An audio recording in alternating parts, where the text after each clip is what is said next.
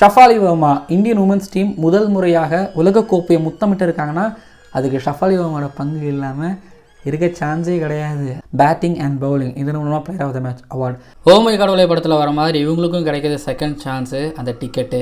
So அப்படி ஒரு கதை தான் இவங்களோட கதையும். 2018 அவங்க உள்ள வந்து அடி பார்க்கும்போது அடுத்த வீரேந்தர் சேவாகடா உமன்ஸ் கிரிக்கெட்டில் அப்படின்னு போய் எல்லாரும் தூக்கி வச்சு கொண்டாடினாங்க. ஷஃபாலி வர்மா அடி பிறந்துருவாங்க, ஆனால் நாக் அவுட்ஸ்னு வந்தால் கொஞ்சம் கஷ்டப்படுவாங்க. இந்த ICC women's cricket world cup 2025 team இந்தியாவோட ஸ்குவாடில் அவங்க எடுக்கலை. அவங்களுக்கு பதிலாக கன்சிஸ்டண்டாக இருக்கக்கூடிய பிரத்திகா ராவல் எடுத்தாங்க. துரதிர்ஷ்டவசமாக பங்களாதேஷ் மேட்ச்சில் பிரத்திகா ராவலுக்கு இன்ஜுரி. ஷஃபாலி வர்மா உள்ளே வராங்க. உள்ளே வர மாதிரி அவங்க சொல்கிறாங்க, கடவுளை என்னை அனுப்பி விட்டுருக்காரு, நான் ஏதோ பண்ணணுங்கிறதுக்காக அப்படிங்கிற மாதிரி அவங்க சொல்ல. செமிஃபைனலில் உடனே காலி.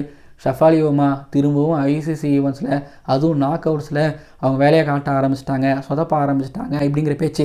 இன்னொன்று பிரத்திகா ராவல் அடிபட்ட உடனே ஷஃபாலி வர்மா எடுக்க போகிறாங்கன்னு ஒரு பக்கம் ரூமர்ஸ். ஷஃபாலி வர்மாலாம் வேணாம், ஹர்லின் தேவாலே ஓப்பனராக ஆட வச்சுக்கலாம், நம்பர் 3 ஜெமிமா ரோட்ரிகஸ் ஆடிக்கலாம் அப்படின்னு ஃபேன்ஸுகள் மத்தியில்.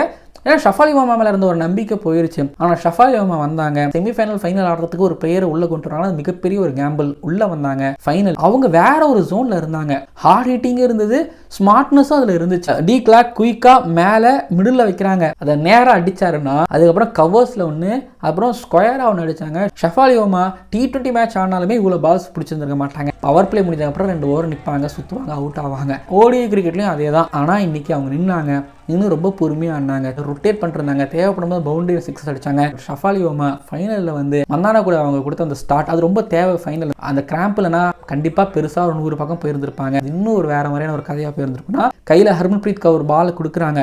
எல்லாரும் என்னடா எப்போ அந்த லெக் ஸ்பின்னர் போட போகிறாங்க, எப்போ ஷஃபாலி வர்மா போட போகிறாங்கன்னு எதிர்பார்க்கும் போது உள்ளே வந்தானே 2 விக்கெட்டு. அந்த 2 விக்கெட்டு தான் கேமை மாற்றி விட்டுச்சு. இன்கேஸ் அந்த 2 விக்கெட் கிடைக்கல, பார்ட்னர்ஷிப் பில்ட் ஆகுதுன்னா இந்தியாவோட நிலைமை அப்படிங்கிறது என்னவாலும் நடந்திருக்கலாம். பட் அந்த இடத்துல ஷஃபாலி வர்மா தைரியமான பவுலிங் பர்ஃபார்மன்ஸ், அதுவும் player of the match award வாங்கியிருக்காங்க அப்படிங்கும்போது. பட் யோசிச்சு பாருங்க, ஷஃபாலி வர்மா ஸ்குவாட்ல இல்லை, திடீர்னு செமிஃபைனல் ஃபைனலுக்குள்ள உள்ள வராங்க, ஃபைனலில் வந்து player of the match award வாங்குறாங்க. இந்தியா ஜெயிக்கிறது ஒரு காரணமாக இருக்கிறாங்க, கப்பை முத்தமிடுறதுக்கு ஒரு காரணமாகவும் இருக்காங்க. கேக்கே ஒரு மாதிரி நல்லா இருக்குல்ல ஷஃபாலி வர்மாவோட கதை. எப்போ என்ன வேணாலும் நடக்கலாம், ஆனால் நம்மளோட ப்ரிப்ரேஷன் சரியாக இருக்கணும். அதை தான் வந்து இங்கே ஷஃபாலி வர்மா காமிச்சிருக்கிறாங்க, சொல்லி கொடுத்துருக்காங்க.